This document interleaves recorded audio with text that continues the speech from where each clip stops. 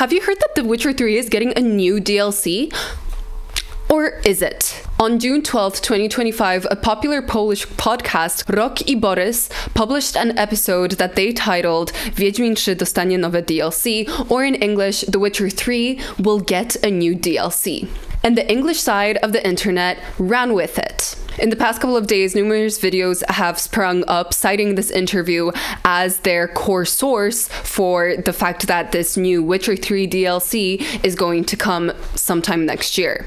However, none of these videos that I found actually used the entire context of this podcast. So in this video, I'm going to do something very simple.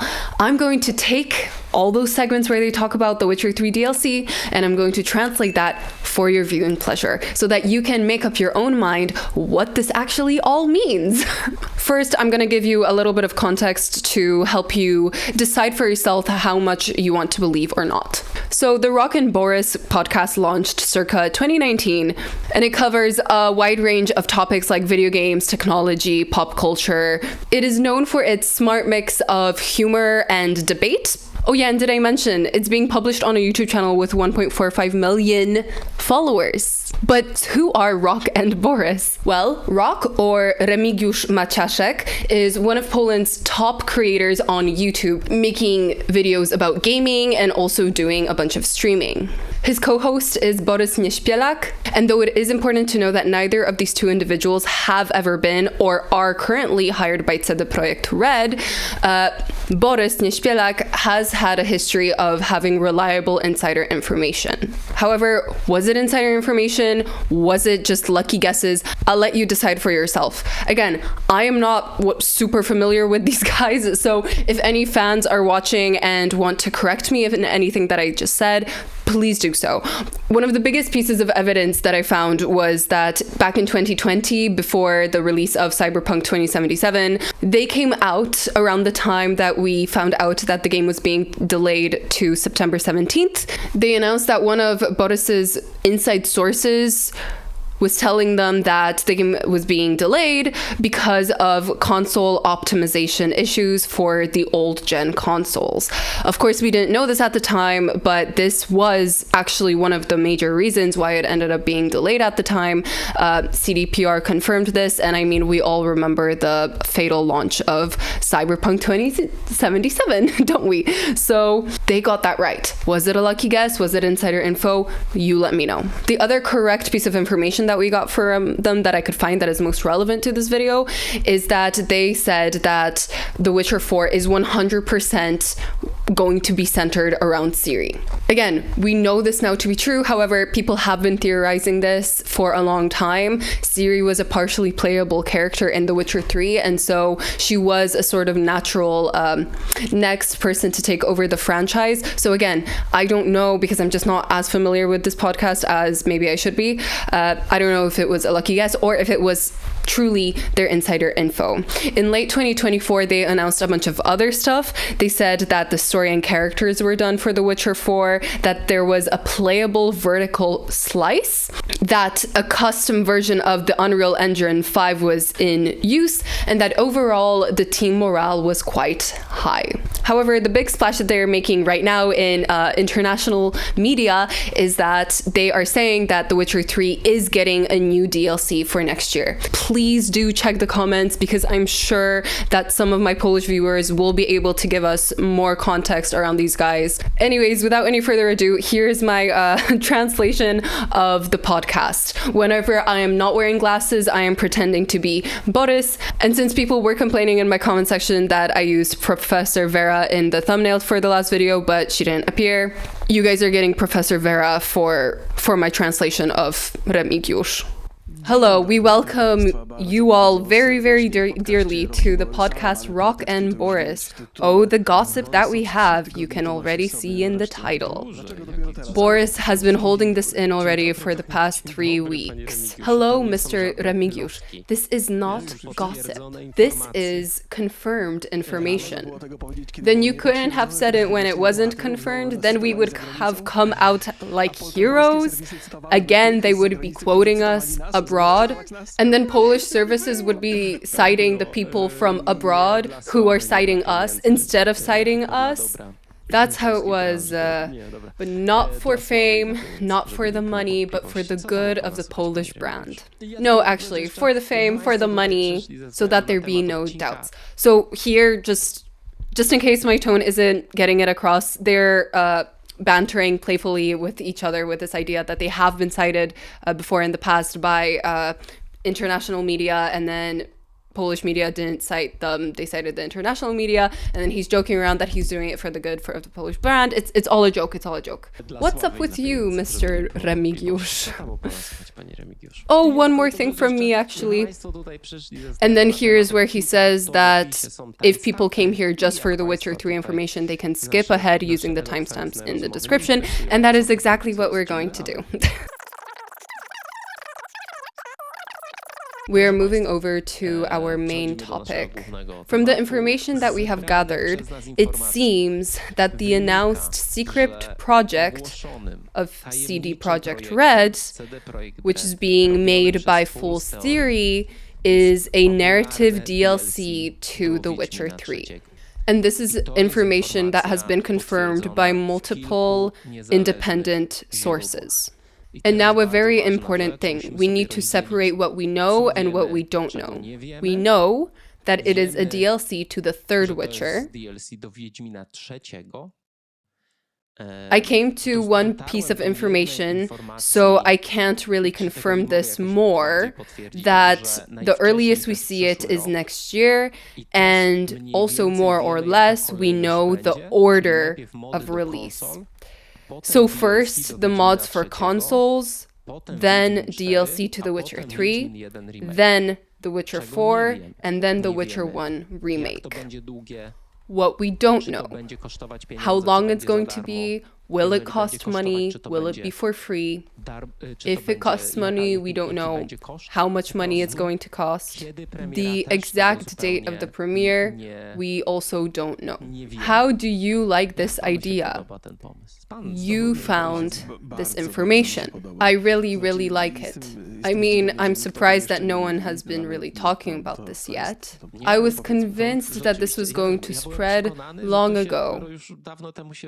I was scared because we've known about this for quite a while, and I was doing everything I could to convince you to tell about it here earlier. Understand that we had to confirm. And for me, this key moment was during the quarterly results. CD Projekt said that they're doing an unannounced material with Fool's Theory. Then I couldn't believe it. It just seemed so abstract. But from the other side, The Witcher 3 passed 60 million copies sold. Recently, it had a patch to next-gen consoles, the consoles of the current generation. So this technology, so you could say that they are up to date with this technology. And making a DLC, despite 10 years passing, or even it will be 11 years, to a game that the entire time still keeps selling well, is very sensible on multiple levels. Business-wise, this could be very good monetarily. For many people, this is the best game ever. Secondly, this could work really well, and I'm betting, this is just my intuition, but I'm betting that this DLC in some way will be encouraging us, will be teasing us some story, or in some way will be directing us to buy The Witcher 4. And as marketing to The Witcher 4, and I'm betting that this will happen, though I personally have no idea, then this is genius. I mean, I personally don't remember many situations like this. I also don't remember DLCs that would be this old. I mean, I think Cuphead got a DLC after 5 years. Of course, you have the MMO games. Yes, there's nothing to talk about there. Yes, but also this can be advertised because there's so many marketing things over there that cause it to be such a great idea. I mean, I don't know who came up with it. I'm betting that it was someone from marketing. I came up with it. Yes, congratulations. You made it clear, yes. Finally, someone listened to me. I am very happy. If this turns out to all be true, in the sense that if the word will become the body, this is kind of like a Polish saying, taken from the Bible, obviously, then I will be very satisfied. I've been saying for many years up until now that this is phenomenal capital, the games that the Reds put, and working on this capital is something that can bring them long-term benefits. I agree with the opinion that you have said a moment ago that this can be a great connection between the third and the fourth game. Maybe they'll try to say a part of the story that will justify Ciri's past in some way, because we know that there are many people that have a delicate problem with this, especially those that are very deeply seated in the lore of the witch, and a few things aren't adding up to them. They aren't able to put it together in their heads. So from this perspective, this is a fantastic move. These are games that for the Reds can work for many years. They're making them better, adding in content, just like you say. I mean, for many people, this is a game that is the best game that they ever played in their life, and I'm not at all shocked, and I think it is worth it to uphold this legend in this way. I believe that a part of the future of this industry is also in this supporting of good and valued games. And I don't believe that this is like heating up an old cutlet. I love Polish sayings. I believe that people who bought this game, that for them that this is something sort of like a present. And maybe for new gamers, it is also an occasion to buy something new, to further these worlds, because there truly is such a big potential. And I'm happy that the Reds are doing this, because really, this has great potential. I was talking about this a few years ago that I'd really like for these games to be furthered in this sort of way. And I'll also confess to you that this past week, I've been hinting that this is this new DLC to The Witcher, but I was doing it in a way that no one realized. Because I said that I'm very happy that the Reds are doing these things, that I think that they should do other things, maybe an addition to the third Witcher game, another one, yes. And I mean, I was able to say that quite casually. I've said this sort of thing multiple times, that I would like to see more additions to the third Witcher, another one, because there's just such a potential and such a chance that someone will buy this,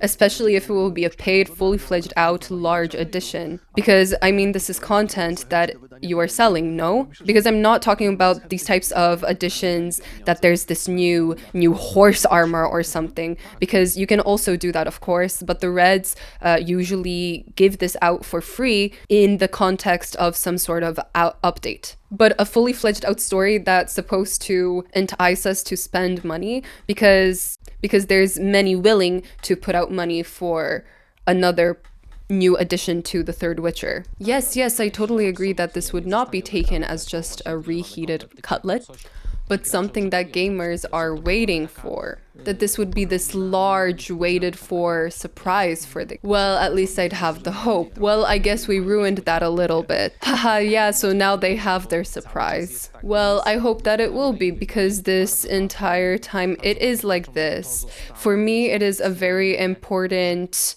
that some sort of project has been announced that is being done by Ciri, that it's something different. But I'll remind you all that this edition is being made by the old creators of The Witcher 3, and very important ones. The boss of the company is Kuba Rokosz, who in the third Witcher was one of the most important quest designers. He was in charge of the Ice Giant quest. I'm recommending to you all one more time this book that talks just about this, about how The Witcher 3 came to be. And this book is called Trailing the Wolf, or In the Wolf's Trail. And it will also be an audiobook. I'm sending my best wishes to Zbigniew.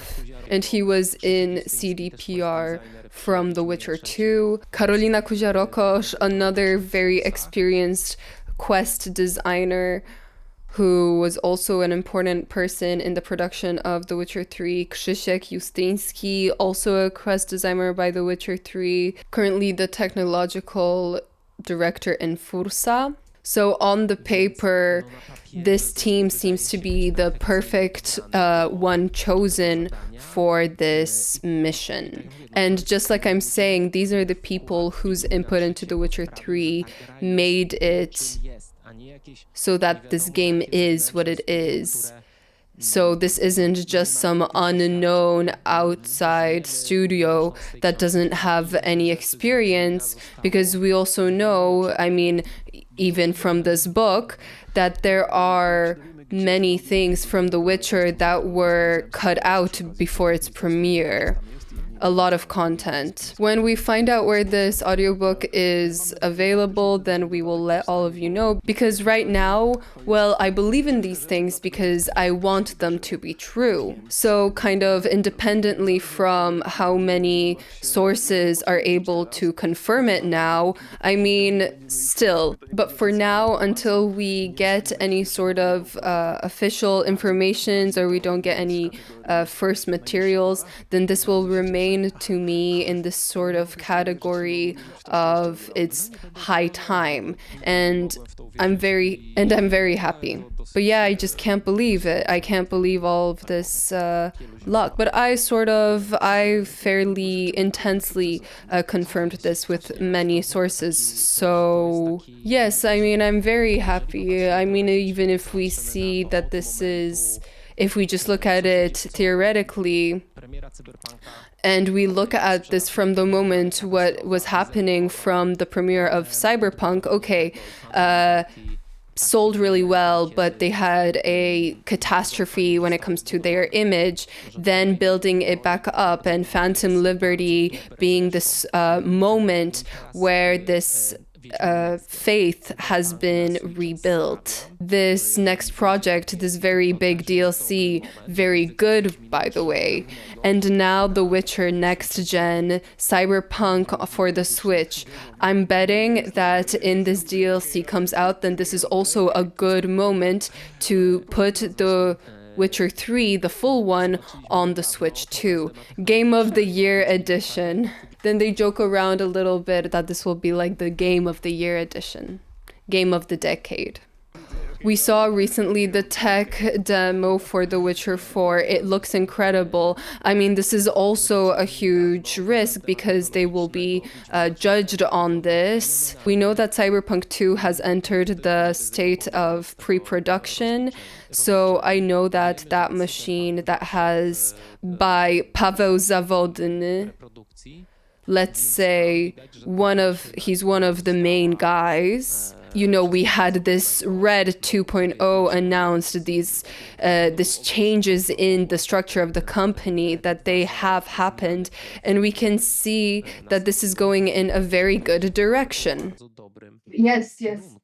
Yes, and this has been confirmed, and bypassing in general The Witcher 3, for which we are really hoping for, and The Witcher 4, for which we're hoping even more, then this entire time, let's think about the eventual remasters of The Witcher 1 and 2.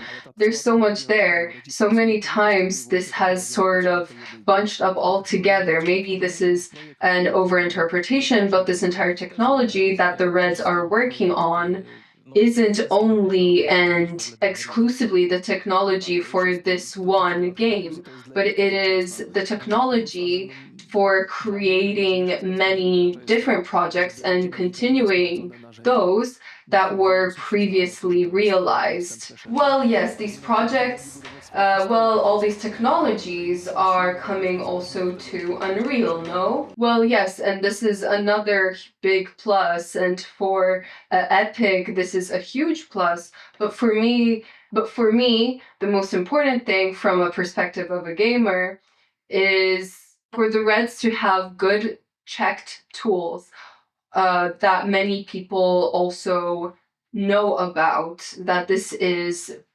available throughout, tools on which they will be able to build their stories, because that is the biggest strength of the Reds. No matter what was the quality of their previous games, it was their thing was their telling of history.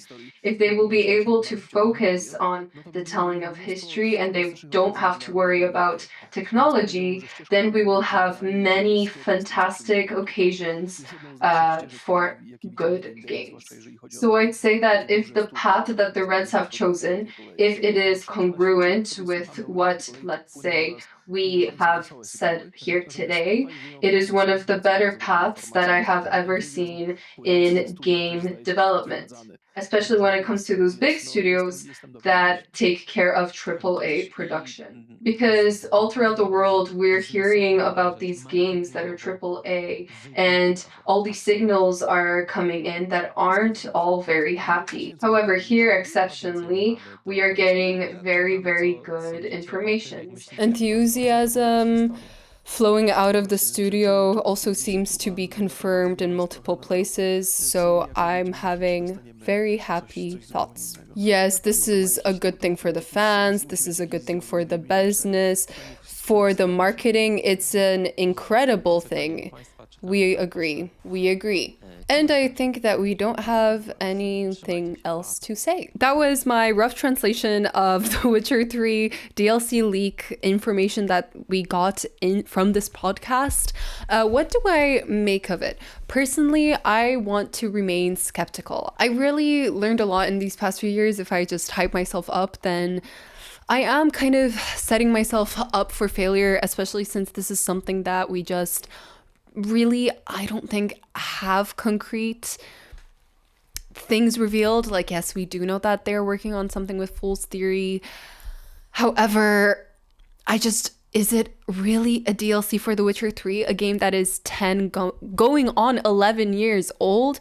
I mean, yeah, that just doesn't happen. And I'd love for it to happen, don't get me wrong. I'd love to have a bridging of the gap between The Witcher 3 and The Witcher 4. Am I a little bit wary that they will do something to mess up that beautiful farewell that we have with Geralt at the end of Blood and Wine? Sure. Personally, as someone who has been a Bethesda fan for multiple years, I've heard so many times, if you'd indulge me on a tangent for a few minutes. I was a huge Bethesda fan. I loved Skyrim. I loved the Fallouts. I really want to play the Oblivion remaster, but I really, really loved Bethesda, and I've just been burned by them so many times. And for me, when I became a fan of them, they were kind of like CD Projekt for me is right now. And you guys don't understand the amount of times that I've heard Elder Scrolls 6 is coming soon. Elder Scrolls 6 is coming soon. I remember back in the day when the rumors were that Elder Scrolls 6 is coming out in 2018, and I remember thinking, whoa, that's a long time away. And so now that we're in 2025, and I mean, the showcase where Elder Scrolls 6 was just revealed is almost 10 years old. I really don't trust game companies anymore because of Bethesda when it comes to predicting future releases. And I've learned that there's just no point in hyping yourself up for something. If something comes out, then I'll be really happy, but I don't want to hype myself up and then get disappointed. Of course, sometimes good things happen, like the Oblivion remaster. I mean, Mr. Matty Plays was so hyped for that and so convinced it was going to happen, and I did not believe it for 1 second until I saw the leaked images, and I was like, wait a second.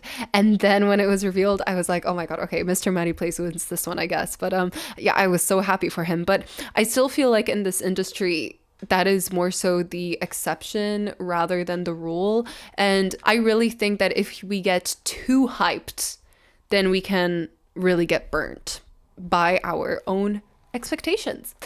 That being said, if we want to indulge speculation for a little bit, I would love if it was a DLC that maybe Ciri visits Geralt in Toussaint and they do some sort of contract together. And I think it would be very poetic, I guess, if we start off this little DLC with Geralt, as like, you know, we are controlling Geralt. But if the final scene of it is, I don't know, maybe Ciri riding away and we take over her as she rides away or something like that, do that final transition of we're letting Geralt go and chill in Corvo Bianco, and Ciri is riding on. And hopefully this was interesting. Let me know. Do you think that knowing all this other information has changed your opinion on whether this DLC leak is true or not? I'm sure some of the Polish fans will be commenting in the comment section, so definitely check the comment. And other than that, that's all from me. Thank you so much for watching this emergency Witcher video. Anyways, that's all from me, and I'll see you in another video. Bye-bye!